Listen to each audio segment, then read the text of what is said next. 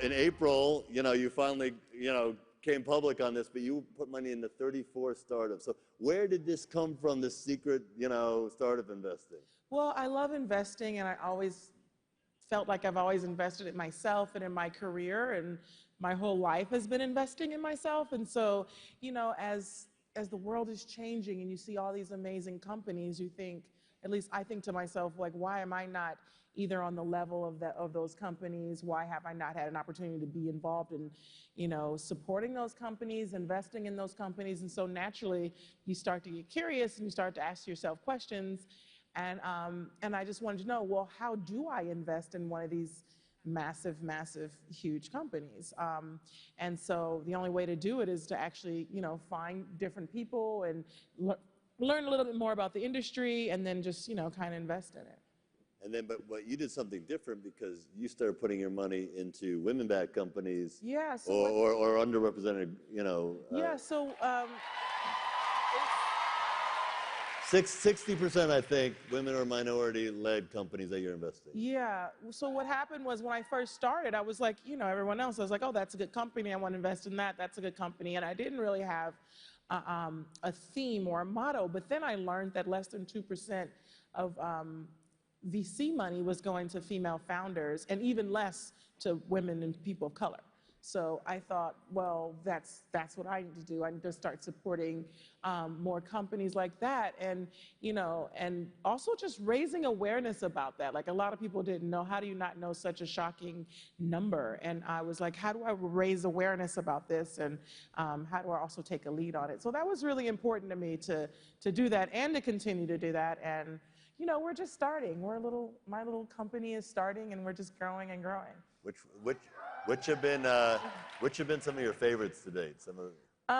It's always so hard to say. You have to choose among your children. Yeah. You don't really have a favorite, but one that I just invested in. Well, not just, but it's a woman-led company that's amazing. They're changing the way wedding dresses are being created and perceived. It's called Fleur Vert. I love it. I love the concept. It's like a whole shopping experience. You go there, you get to pick out your dress, you get to have whatever you want if you guys are of age to drink. And it's a whole experience, and there's so many options to choose from, and they're brick and mortar stores on themselves, and they pop up also. So I love that one. Another one is actually a new one that we invested in. It's actually called Alchemy 23, which is about injectables. And I know it's random, but it's the direction a lot of people are headed. And I thought that was a really interesting company to just kind of be involved in. So I love that one. When you said injectable, what is that?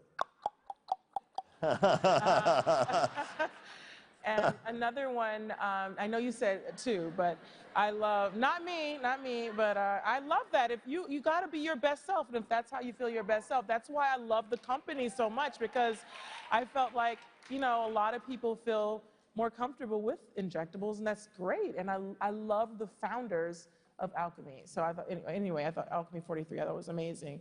One that I also love, really kind of fits my lifestyle. It's all about Gobble. It's been around a little bit longer, but it's a really great company, because sometimes for me, if I'm at home and it's a delivery, they deliver food, and the recipe is all together. Kind of all you have to do is put it in the pan, and you make this gourmet meal, and you look like an amazing chef. I of course like to believe that I'm an amazing chef, but I'm really not.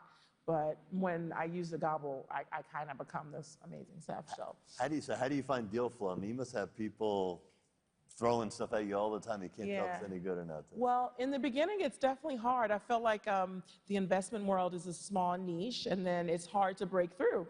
But eventually, once I broke through, then like so many things started coming, and now it's like, I'm like, we can't do any more investments this year, or unless it's something that's life-changing or something that's really affecting the world. We often try to invest in companies that isn't about necessarily being the biggest company in the world, but it's about helping people feel good or filling a need that's really needed, in this world. And so that's also really important to me.